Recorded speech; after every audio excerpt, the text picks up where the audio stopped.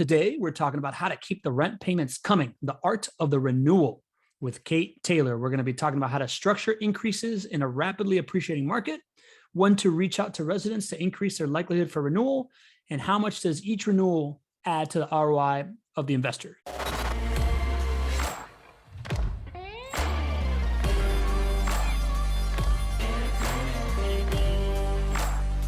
We are officially live on Facebook for the Tuesday edition of the Not Your Average Investor Show. I am your host, Pablo Gonzalez. With me today to talk about how to keep the rent payments coming, the art of the renewal, is property management supervisor, cash flow insurer extraordinaire, 4 years at JWB. Her name is Kate Taylor. Welcome to the show, Kate. Thank you. Love the intro. I feel so special. I turn it on when we go live. I turn on the Ace Ventura, Conan O'Brien kind of thing I got going on. Try to welcome everybody. Awesome. Yeah, like the energy that you put into anything that you're doing always pays back, is what I have found. Right. So, like we like to say, this is a community show. If you have shown up here to learn about owning rental properties in your portfolio, you are in the right place. If you've come here to find out about best in-house property management services for rental property investors, you're definitely in the right place. And if you've come to get an edge on the Jacksonville red hot market, you're definitely in the right place. Next place to go for a personalized conversation is chatwithjwb.com, where you can hop on with somebody and we can tailor it to your, no pun intended, Taylor, Kate Taylor. Well, it can be tailored to your personalized journey. And we kick off every call with a little tradition we got, Kate. It's called the roll call. You ready? Go for it. Andrew Barnhill, good afternoon from Atlanta. Carl Thompson, good morning, everybody. John Hannon, good afternoon, all. Dean Curry checking in from Columbus, Ohio. Jen Filzen, the fairy godmother of the Not Your Average Investor Show community. She's checking in from Monterey, California. Greg Stone, howdy from New Jersey. Nadeem Shah from the West Coast. He's saying good morning, good afternoon, everyone. Who else? We got Rosalind Riley from Murrieta, California, saying good morning. Rosalind, I'm familiar with Murrieta. I lived in Riverside and Corona for a little while, so I know a little bit about that part of the world. Who else we got? We got Carolyn Moline. Good morning from California. It's the Molines and Jensens. Good to have you here, Carolyn. Who else we got? We got Marilyn Cotterman from Homosassa, Florida. You know what Homosassa is known for, Kate? Do not. It's the home of the manatees. We call it out every show. Okay. Yeah, you want to swim with manatees, you got to visit Maryland. All right. So that's who we got checking in. So as you know, this is a community friendly show. You drive the conversation as much as possible as we talk about the art of the renewal, right? Like this idea of how long your client stays in your home without changing over is one of the biggest indicators to the ROI and the overperformance of the property. You want to tell me a little bit about that, to just kind of like shed the perspective of folks of how important that is for the life of the investment? Yeah, absolutely. I mean, if you're a frequenter here, I'm sure you've heard it over and over from Greg himself, but the best thing that we can do for any client is keeping a resident in that home, right? If a resident moves out, you're going to have to go through a property turn. You're going to have vacancy expenses. We don't know how quickly that home's going to rent. Our leasing team's pretty awesome, so it's not going to take too long, but you are used to having cash flow coming in each and every month, and to have to go through a property turn, have that home sit without getting any funds incoming is really the biggest pain point in any investment with us. And it happens, but the more that we can prevent that from happening, the better it is for our clients and their overall return. So our team works extremely hard to renew as many leases as possible.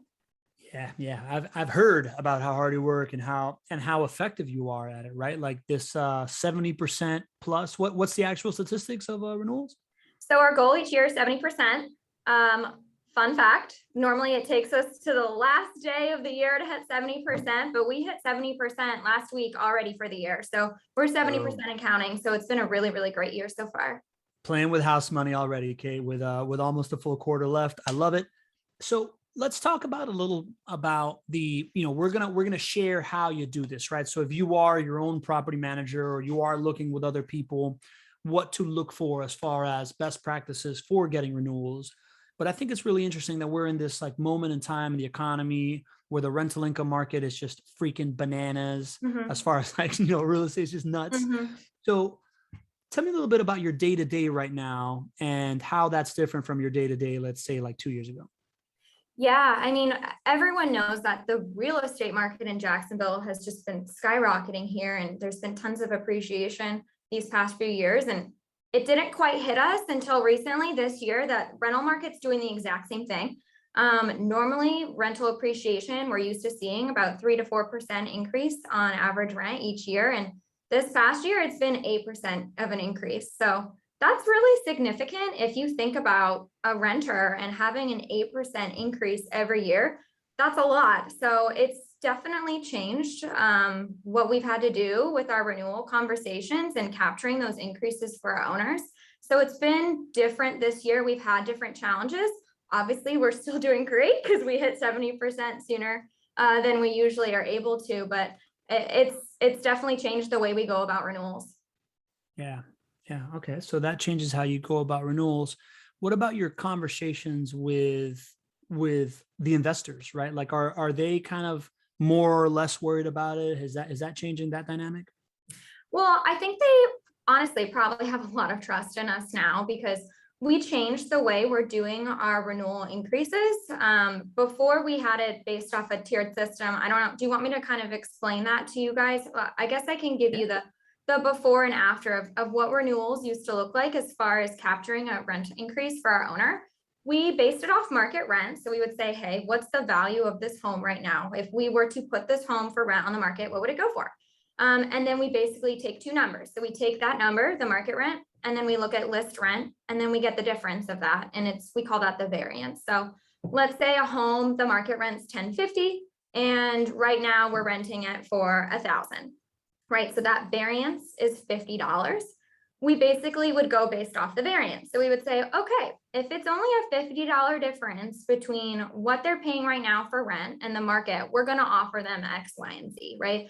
And we would really try to make it appealing for our residents to try and renew long-term, right? We want them to stay and renew for as long as they can. So we offer a 1, 2, or 3-year renewal.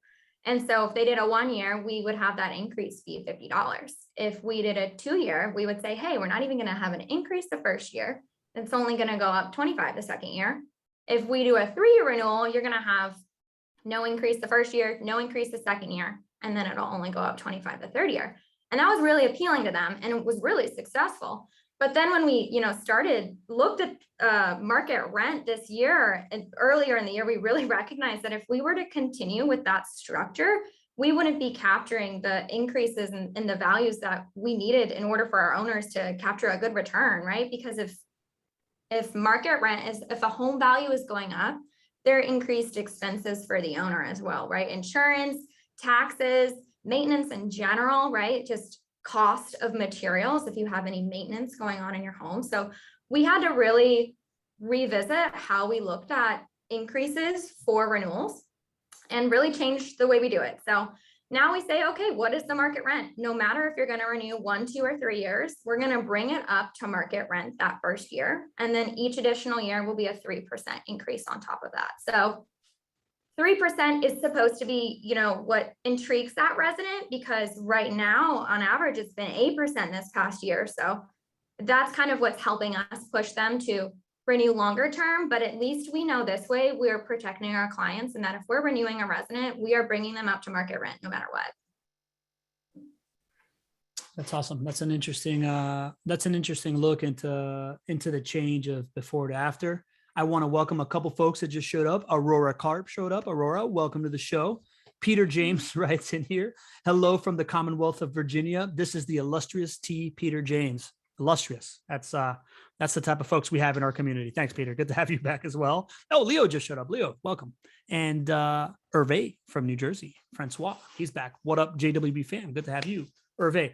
All right, Kate. So let's dive into that. So it's always been kind of this win-win scenario for the tenant, for the resident, and for the investor, right? You kind of dangle this idea of longevity, and you dangle and stability for both. And you dangle this idea of it could be worse if they're going to jack you up this much more. So instead, we're just going to do this much. So you want to stick into this longevity.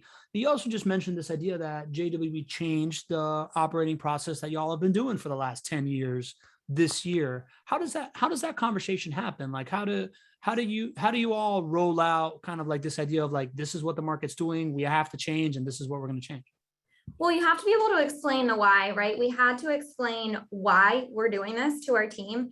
Hey, this is what happened. We started looking at market rent. We started looking into the future that if we were to renew, so we basically took our averages. On average, we renew 1.5 years of a lease renewal term, right? And if our average increase is $25 over 2 years, what's that going to look like? What's that rent going to bring that owner up to a year and a half from now? And what's that difference going to be from market rent if 8% appreciation is the same for the next 2 years, right? And it just showed the gap that there'd be a big gap for our owners that we're not capturing.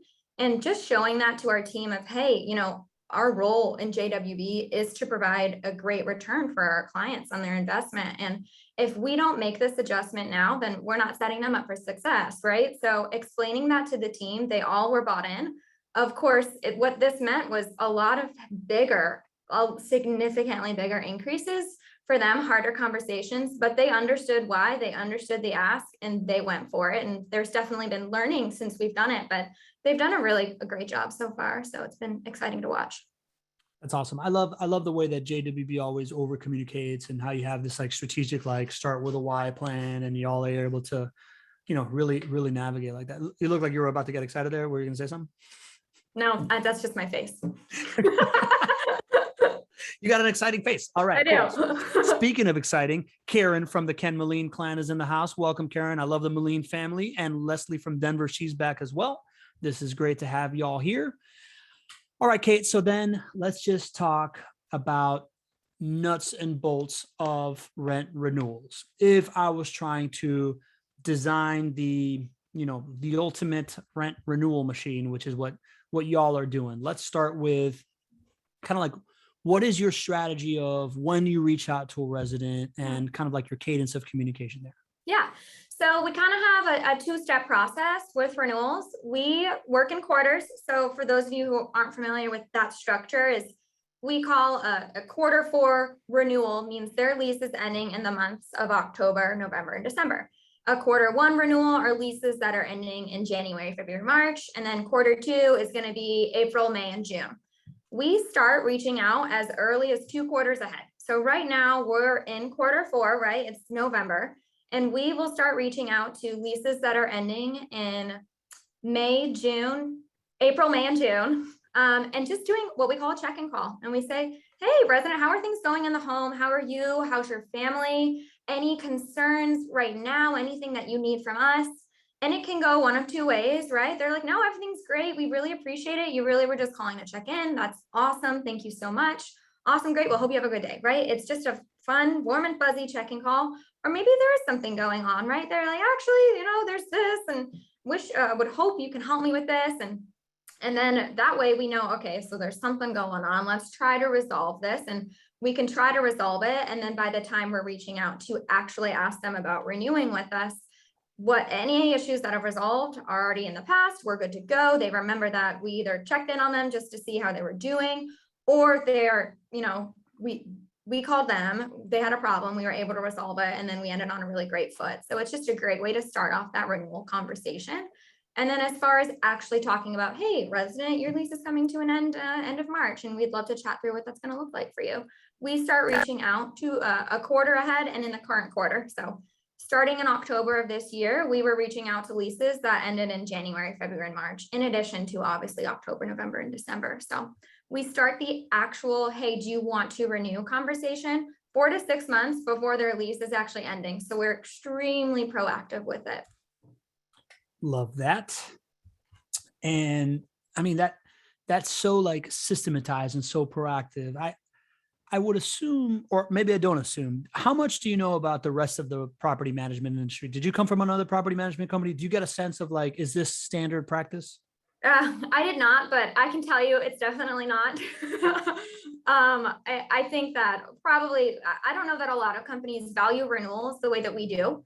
I think a lot of property management companies don't mind if a resident moves out, because that means they're going to put a resident in, and that's a tenant placement fee for them. At least what we've seen with other businesses. So the intention behind renewals, probably not there with the majority. Yeah. And that speaks a lot to, kind of what we talk a lot about on the show, right? This idea that JWB is a vertically integrated company, right? So property management companies that are just standalone, their profit center is the renewal, right? Like is the placement fee. While JWB's main profit center is selling you more rental income properties. Ergo, they want you to have a really good experience. So their way to align with their clients, because JWB is also investors themselves, is to kind of like incentivize the same behaviors that you would want in your own resident. Is that something that's always communicated? Like when you came on board, is that kind of how they broke it down to you? Is it something that you've learned in-house, or how have you realized that this is kind of part of the strategy? You mean just that we're putting clients first sort of thing?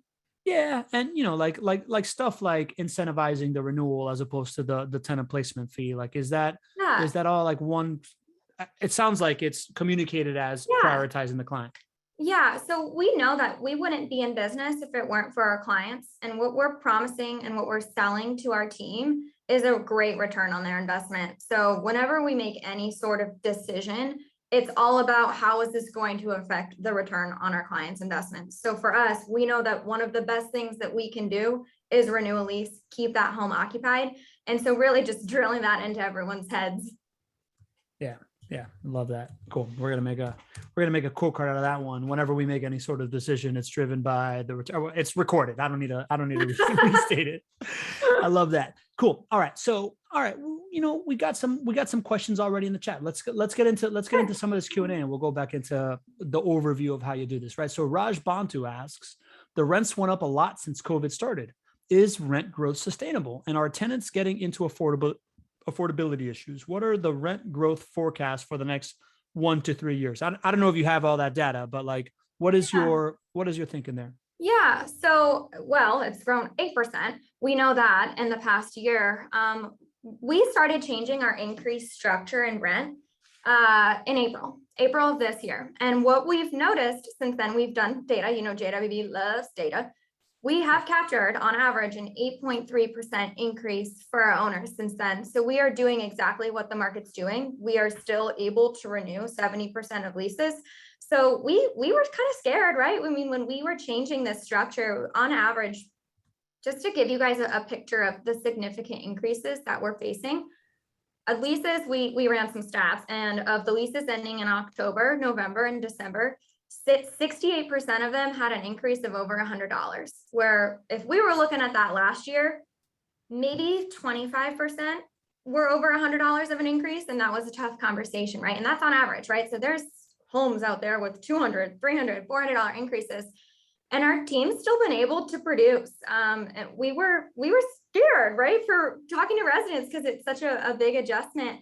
And what they're finding though, is that if they want their home, their bed and bath count in the same zip code somewhere else, they're going to be looking at that exact same price.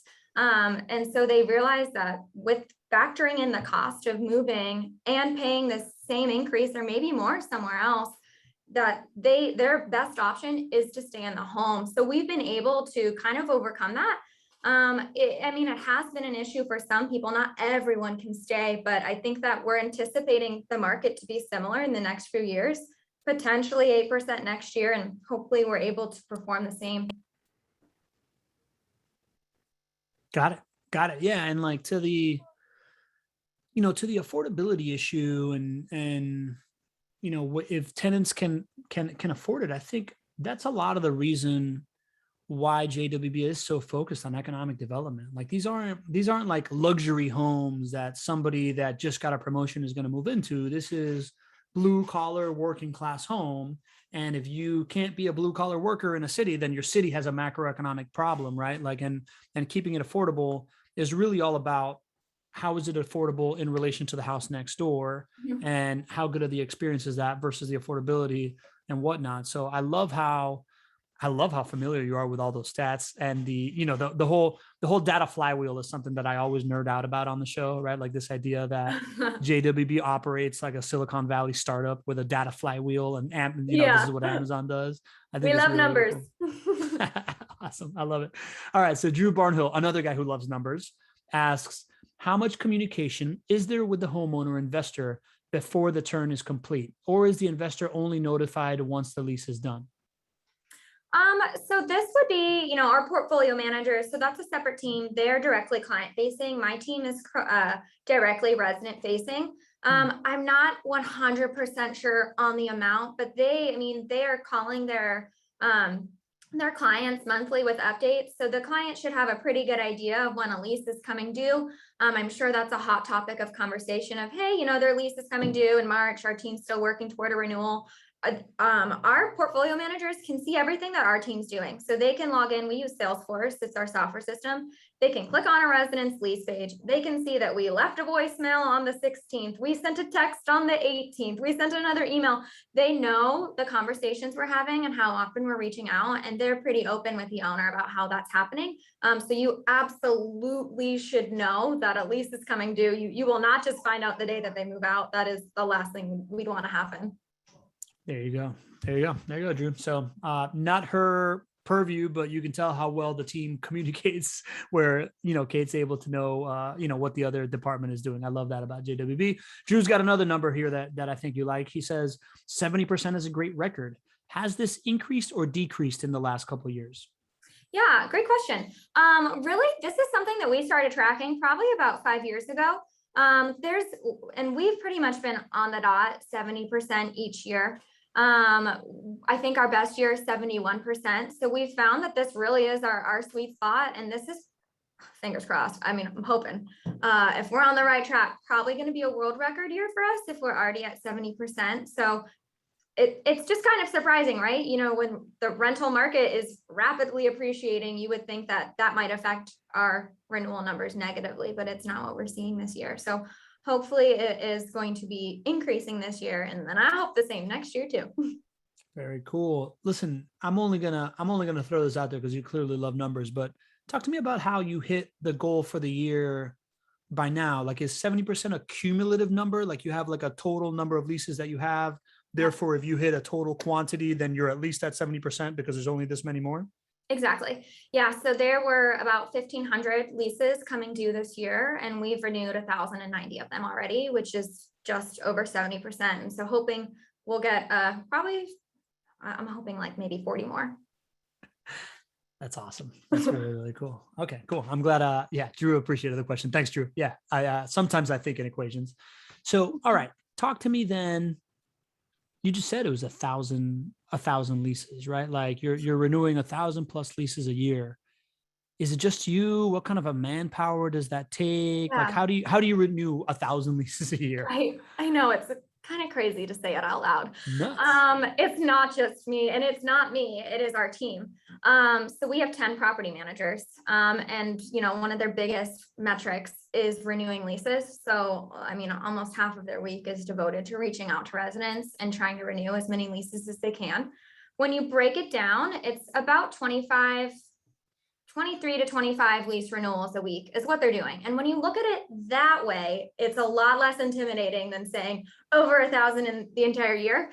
And what it amounts to is like 2 to 3 renewals per week per property manager. So a lot of effort goes into that. They're proactively reaching out. We probably on average reach out to, someone whose lease is coming to an end in the current quarter or the future. We probably reach out every other week.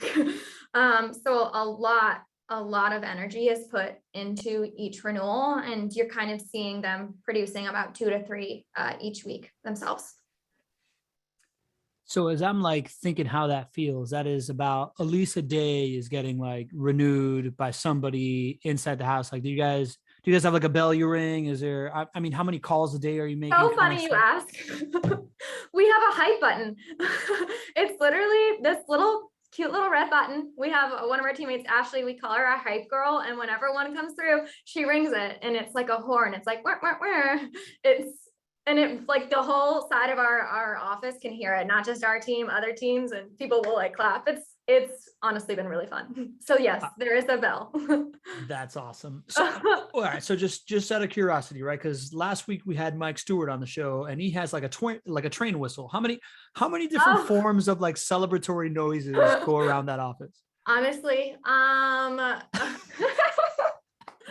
right now I only know of our hype button. And honestly, we took it from the portfolio manager team. They weren't using it and they heard us celebrating getting renewals and they're like, you need the hype button. So we took it over. But I think for now, it's really just two main ones. Just two But for now.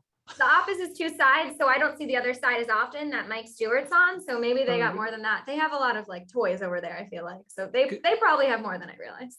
Good to know. Good to know. Important question, obviously. Important, hard-hitting stuff here on the Not Your Average Investor Show, Kate. That's why we need you. All right. So Victor Rader has a great question here. 10 PMs, 10 property managers in total, or just on Kate's team? Does each property manager have roughly 400 homes to manage? Victor is great at math. I do not manage all 10. So there are 3 supervisors on our team.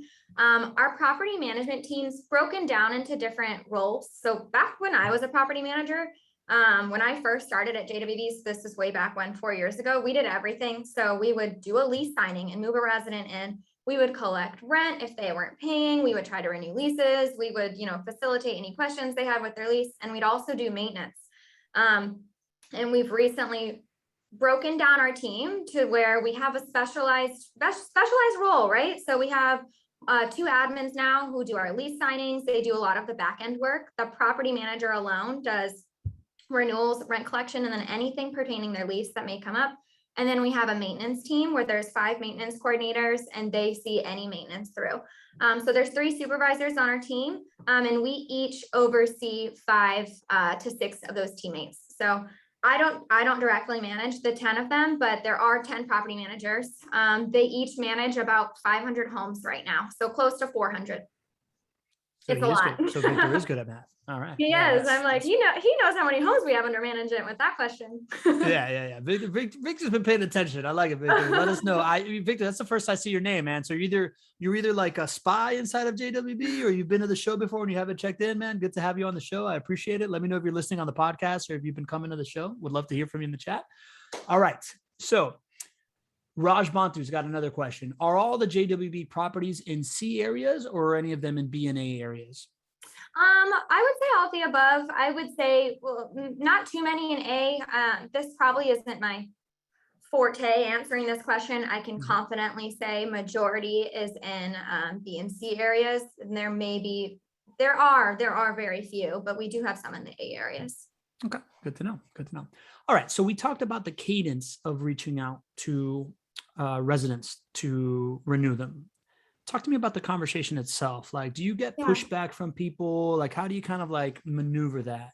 Yeah, I mean, we always get pushback, and not that that's a negative thing. I mean, a lot of people ask a lot of questions, right? And they want to try and finagle and get no increase. Sometimes people ask for a decrease and we're like, that's not going to happen. But and it's changed a lot this year with increases being significantly higher. We take it's not a sales position. The property manager is not a sales role. It's really important to be able to build relationships and stay extremely organized. So it's a different skill set. But when it comes to renewals, we do have them take a pretty salesy approach, right? So when they're calling the resident, we don't want them to say, hey, your lease is coming to an end. Do you want to stay? Do you want to go? We try to frame it as, hey, your lease is coming to an end. We've got some really great options for you. So let's chat through this today and see which one's best going to work for you. So we've got a whole script. Like, we really want to kind of navigate them into wanting to renew, right? So we start with that.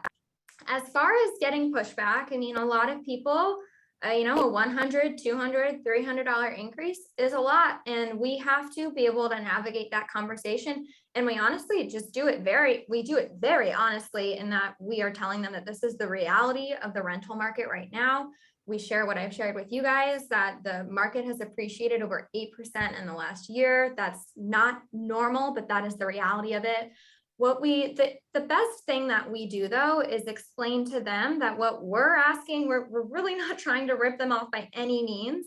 What we're asking is from the market and what the market is showing. And then we are able to pull comps for them. So rental comps that says, all right, this is a house similar to yours, similar bed bath count, similar neighborhood, similar zip code, square footage, etc. And this is what they're asking. And it's usually right about the same, right? And so that is what really helps us. And we're not super pushy with it. I mean, we say, hey, go look around. Like, you will find that what we're asking is extremely fair. And then the big thing that we really push is that if they are wanting a similar home to theirs, and they find it, they're going to then have to pay the same rent we're asking, and then also pay moving expenses, right? So if you are moving and you're going to find a new home, you have to put down a new security deposit. That's going to be at least probably $1,000. You have to put first month's rent down at first. That's $2,000 right there. You have to pay movers. You might have to take time off work. You may not make money. You have to pay your utility change, switch name. Moving sucks, right? Like Moving sucks. Yeah. So basically, you're going to have to pay several $1,000s more to pay the exact same rent. So that's really how they navigate those conversations. And what we find is people will look around and they will find that that's exactly the case. So yeah. That makes a lot of sense. That's cool, man. So it's a sales approach to a service role, right? Like with a script and you tactically go, approach it. But at the end of the day, it is you are offering them great logical decisions to make, right? Like, it is not just salesy, it's the best form of sales, where it's essentially like, hey man, these are your options. You can go this way with us, and this is what we represent, or you can go that way on your own, and that's what that represents. Mhm. And you focus on making choice JWB the best choice. Right.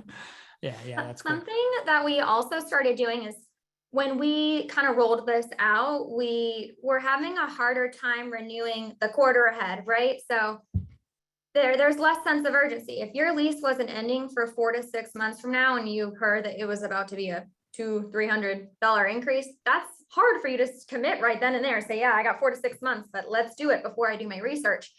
And so we put something in place to where we offer a discount. So if they renew 90 days early, we'll take $25 off their rent each month. And really, that's to benefit them, and really try to get them to renew earlier. Because what we've found with our team, and kind of setting ourselves up for success to hit 70% for the year and hit it on time, not be super rushed, is to renew as much as we can a quarter ahead. So that's helped significantly too, is explaining to the resident that rent is literally rising by the day. This is the market rent number we have right now, but it could go up.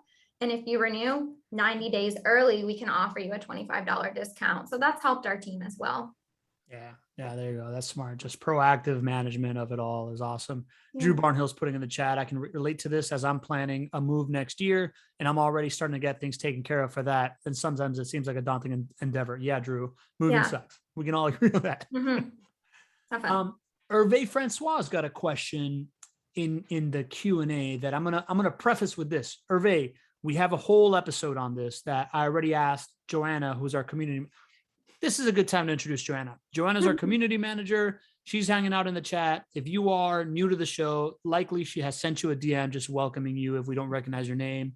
So if there's any kind of content that you're looking for that isn't the topic du jour, which is the topic of the day, you can ask her to dig up a podcast or anything like that. She's here to help and to guide your transition into, if you come in, join our Facebook group, right? We got a Facebook group of 3,000 investors just like you. We call it our cool club, that hang out in Facebook, day in, day out, giving each other advice, just like what's happening right now. So if you want to join that community, we'd love to have you if you aren't already part of it. Joanna's the one that manages that. So we try to keep that link alive.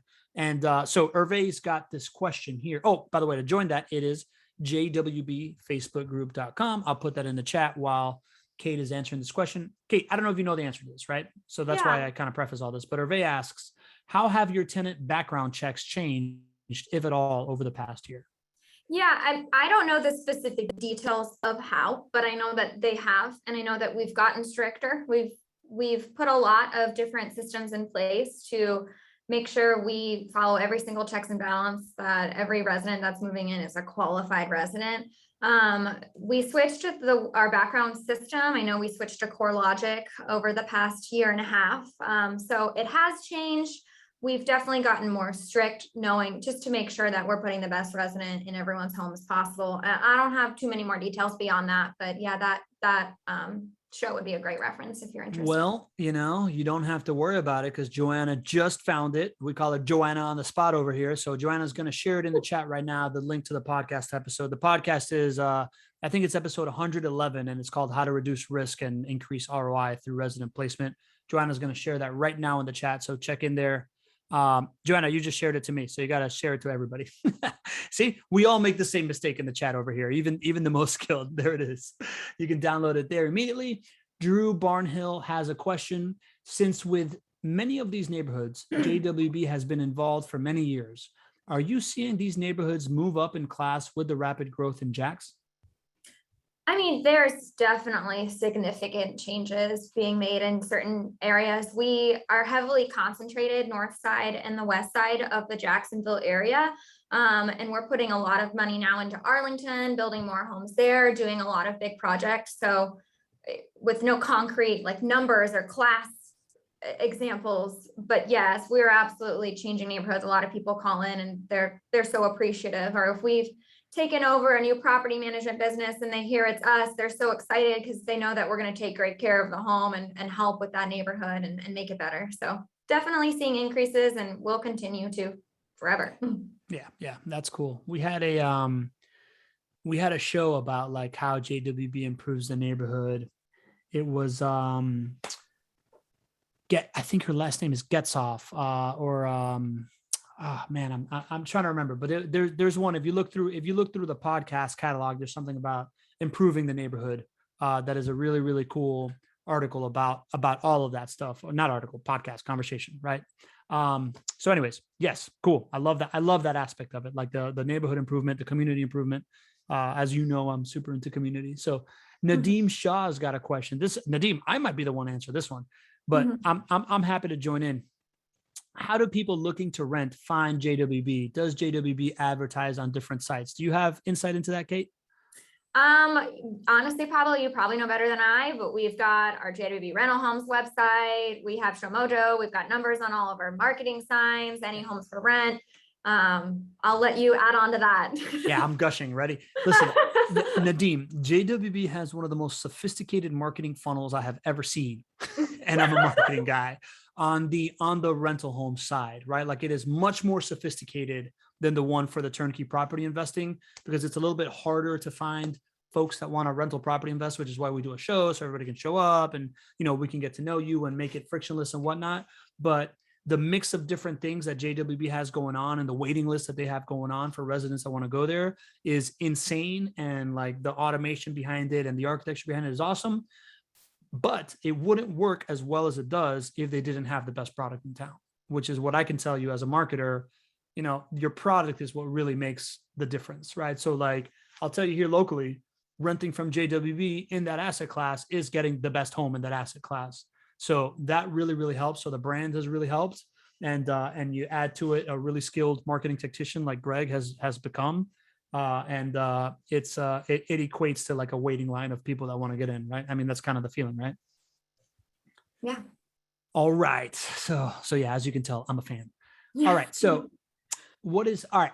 Talk to me. The one thing that we haven't talked about is just long-term leases in general. How do you tell me more about the long-term lease play of, we talk about 2 to 3 year leases. How do you understand that and help us understand the importance of that?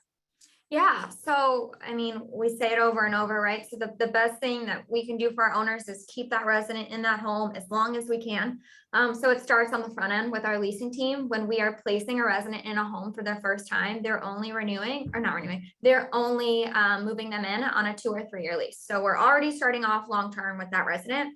And then once that lease is coming due, we do offer a 1 year renewal, but we always try to push for a 2 or 3 year renewal. And I know I went through how we changed our increases this year, and it's been a little bit harder to push for a 2 or 3 year renewal, where our old structure was we could go, 1 to 2 years without an increase, and that would really intrigue residents. Now it's a little bit harder, but we still do have the advantage with the way that we offer increases to them. So right now with our new structure, we're going up to market rent that first year. Now, if you want to stay longer and get locked in at a lower rent with this 8% appreciating market, you're going to save a lot, right? So if they do a 2-year renewal, it's going to be up to market rent for their first year rent, and then an additional 3% increase for that second year. If they want to do a 3-year, then another 3% on that. So we really just try to break down the math for them of, hey, right now, the market's increasing 8%. If you sign this right now, you have these rent numbers guaranteed the next 3 years, regardless of what the market does, right? If it increases 20% over the next year, you're locked in at this rate. So we really try to educate them on that and just show them that it's going to benefit them if the market continues this way, and it's looking like it will. Yeah, that's awesome. Are there a lot of conversations, or I imagine that you're talking on the renewal end, right? So they've already signed a long-term Right. lease once before, right? So you Yes. don't really are dealing with the conversation of like, well, wait a minute, I only want to live here a year, right? Or does that happen to you on the renewal end? People do sign 1-year renewals. Yeah. So Okay. we offer that. And so we let them, and if the 1-year renewal, it just brings them up to market rent. Sorry if I didn't clarify. No, that makes sense. That makes Yeah. sense. I just curious about how it all works. Yeah. Okay. Am I missing anything else as far as like strategy and tactics and how your department's built out, right? Like we got other stuff we can talk about your career and stuff, but is there anything about renewals and how you guys approach it or anything else that I'm missing there? No, I think what's been just cool to see is, I've said it already, but it was a big ask from our team to really change this structure significantly with increases, and just been really fun to watch them push so hard to do this for our clients, even though it meant some harder conversations for them. And like I said, we've seen an 8% increase on rent on average for these renewals, which is not what we were seeing before. And what that number is $98 on average, right? So if you're a client with us and you're renewing a lease soon, it's likely it's going to be around 98, and that could mean it could be higher, right? And that's just life changing. Honestly, an extra $100 each month is awesome. So just really fun to watch that progress and see it really play out in favor for our clients. Yeah, that's cool. Jackie's got someone here in the chat. Jackie, this is awesome. I have Jackie got his first property with JWB last week. Section 8 tenant in place already, and the current rent is about $200 less than the market rent. How will JWB handle the increase with Section 8 rent? Is it different? Yeah, so when it comes to Section 8, we can only guarantee a 3% increase from Section 8, and that's really on them to decide. So if we are to renew a lease and market rent is a lot higher than maybe what the rent is right now, then we reach out to the client and ask if that's something they're wanting to do, right? It may be better for them to keep that resident in the home if it's a little bit under rented, then go through a property turn, go through vacancy expenses. So we kind of leave that up in the air. And we can only guarantee a maybe 3% increase from Section 8 for those ones. Okay, got it. And by the way, Jackie, I'm super happy that you became a client, right? Like Jackie, I remember Jackie when Jackie first, if it's the same Jackie, if first time Jackie showed up to the Not Your Average Investor show, he found out about, there was a meetup happening at Jen Filzen's house in Monterey. I have like a picture of them all hanging out together. Jackie wasn't a client then. Now the fact that Jackie's a client is like the shiny beacon of this idea that we've just empowered our community to be ambassadors. And it just fills my heart, right? Because it's kind of like what this whole experiment was meant to be, is this community creation for business development stuff. All right, we got a couple of great questions that just rolled in here, Kate, before we get to our final points here. Jeffrey Bolton, welcome back to the show, Jeffrey. Haven't seen you in a while. Asks, does that mean at the end of a 3-year term, assuming 8% market increases, but 3% escalations at the end of the term, the property is about 10% below market? Oh, that math is, I can't do that math. I'm sure you're right. We definitely thought about this, right? And at the end of the day, with JWB and our business model, we know no matter what, the best thing that we can do for you guys is renew long-term. And if that means we might be a little bit below average 3 years from now, we're going to get it back up to market rent when that comes, right? So 3% is really good, even so. And, I don't know that it actually will be 8% in these next few years, but no matter what, each year with increases, it's something that we didn't actually used to always look at. We used to do our renewal increase structure the exact same way. And it wasn't until this year that we stopped and we said, hey, is this the right way to go about this? what is market rent right now? What is it going to look like for our clients if we continue increasing it the way we are? And it wasn't looking great. And so we made a big adjustment. And that's what we're going to do every single year, right? So if we're going to revisit this next year around early in 2022 and say, all right, what does this look like if we continue on this renewal increase structure? Is it looking great? Awesome. Then we're going to keep it. If not, then we're going to make changes to benefit our clients. So if we find that that's the way, then that's what we're going to do. But as far as, if it continues the way it is, and you're only getting a 3% increase these next 2 years, we still know that even if your home is a little under rented, it is the best thing for you to keep that resident in your home. And you can just know that you got a team 3 years from now, when that renewal comes due again, that we're going to get it right where it needs to be. Love that. And really good question by Jeffrey, right? Like, we welcome the hard questions. You took that hard math and fast. And I'm like, smoking. Yeah, he's good at math. Yeah. And listen, I'm just going to echo what you're saying, right? Like, I'm going to kind of like restate that, right? It's this idea that, number one, these kinds of like mathematical calculations is what you want your property manager doing. Yeah. And clearly JWB is out there proactively creating these and making decisions on this stuff, as opposed to your property manager at another company that may or may not just be like, well, it's time to do this and whatever, right? Like, you want somebody proactive. So I think it's pretty clear, Kate, that you're showing that y'all are proactive of thinking of this stuff. And two, profitability as an investment, right? Like, if you think about the idea, we're talking about a 3% versus an 8% rent increase.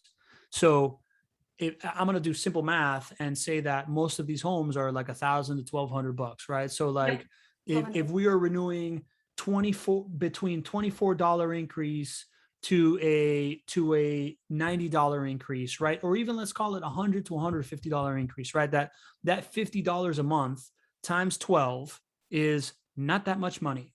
Whereas if you were to have a turn and now you got to repaint the house and now you got to redo the car, like whatever, it is much more profitable to keep a resident in long-term for 5 years without having to do like the tenant improvement turn stuff and forsake $600 a year, as opposed to paying $1,500 on the turn plus vacancy costs, plus not getting rent for half a month or a month and a half or whatever, right? So you want to be doing that math as you're thinking about it. So great question by Jeff. And I love that we got to kind of like iterate on that. All right. So the esteemed T. Peter James from the Commonwealth of Virginia asks, do you conduct a formal survey on tenant satisfaction and how the results from the survey have informed your tenant retention strategy in the last year? How would you rate your tenant retention strategy compared to other turnkeys elsewhere in Florida? T. Peter. That's an awesome question. It's not something that we've done, at least recently, in sending out a survey. It is something that we've talked about doing very soon in the future, sending out resident satisfaction surveys. We've been wanting to do it maybe on the maintenance side, seeing what areas we can improve there. We have 4,000 homes managed, and that could mean multiple residents in each home. So 4,000 surveys sounds a little bit daunting, but obviously we love data, so we'd be able to make it work. So I don't really have any numbers for you on that, but we definitely care very much about it. And that's a huge part of our property management business, and what we have to offer is our service. So it is something that we definitely will not shy away from. And I'm sure we will do some sort of survey in the future, because retention is super important to us. As far as comparing to other turnkey companies, I'm pretty sure 70% is on par, if not better.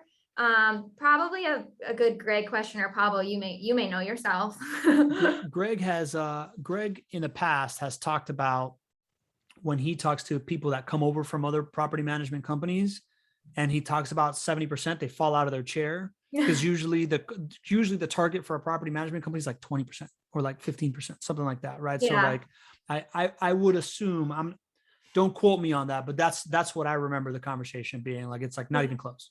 I know confidently, like other property management companies, yes, 70% blows them out of the water. Other specific turnkey business models, there's not as many out there. So they hopefully would focus on renewals. Maybe some don't, but I would think that they are a little bit higher than the average property management company.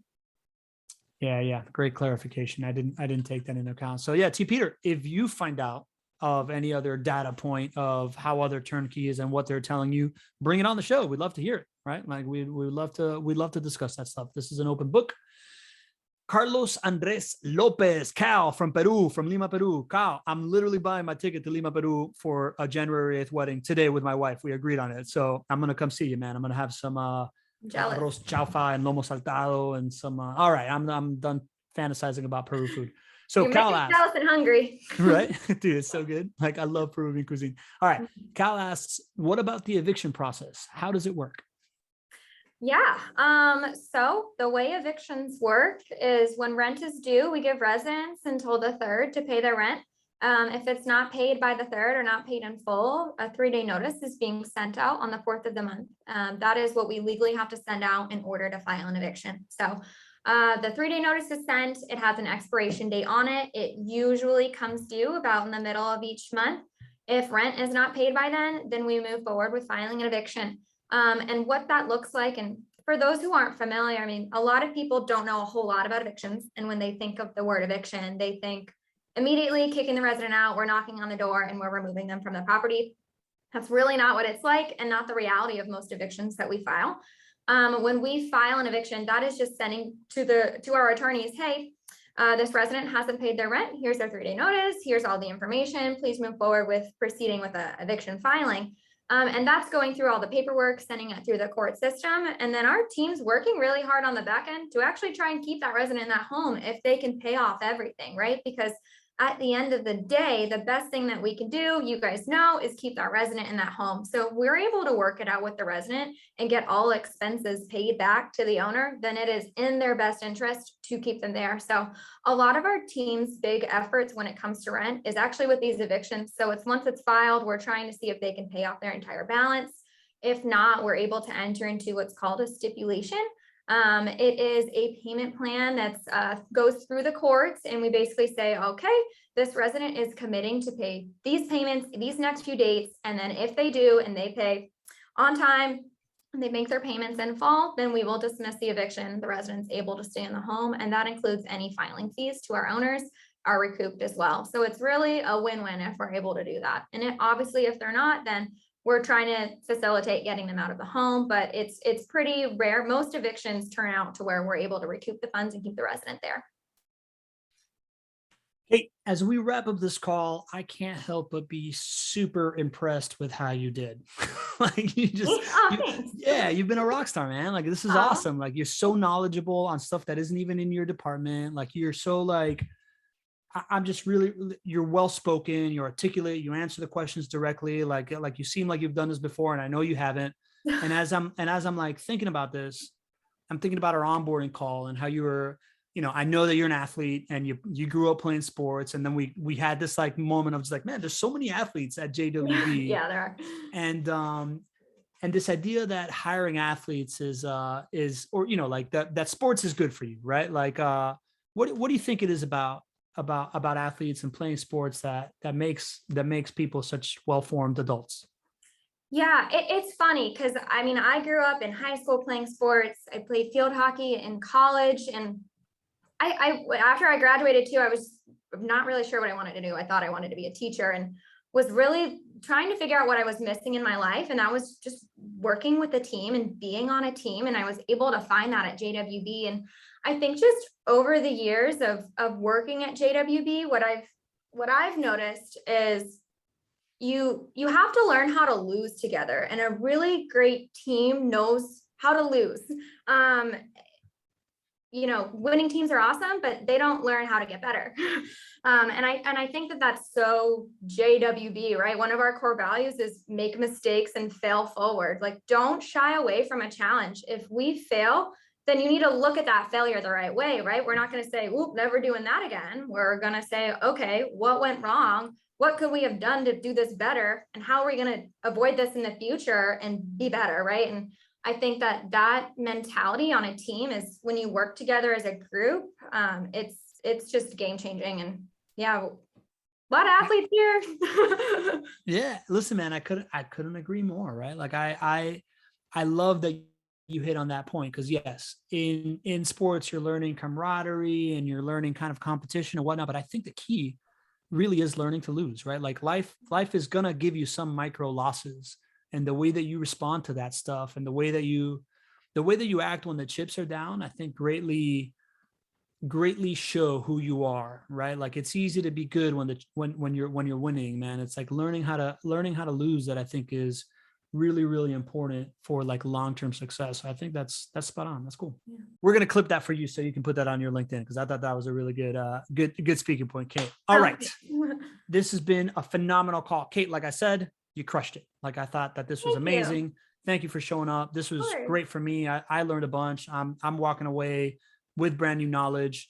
If you came here to learn about owning rental properties in your portfolio, you came here to learn about property management, definitely the right place. Learning about the Jacksonville real estate market, there was a little bit in there for you. So definitely you were in the right place if you came for those things.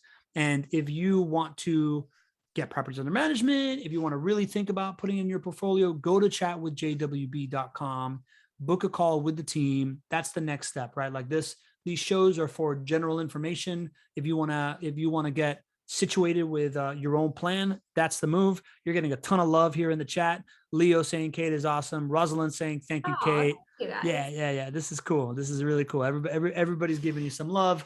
They're also giving some love to Nadim, who I think is going to Belize. That makes me a little bit jealous. No big deal.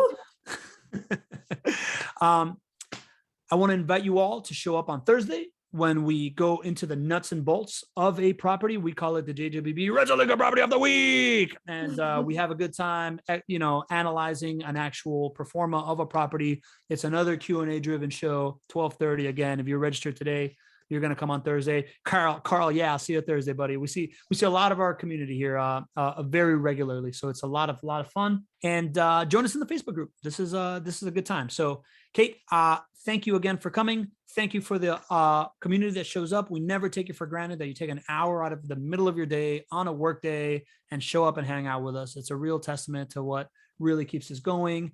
Kate, I'm gonna give you last words. What do you want to say anything? Do you want to thank anybody?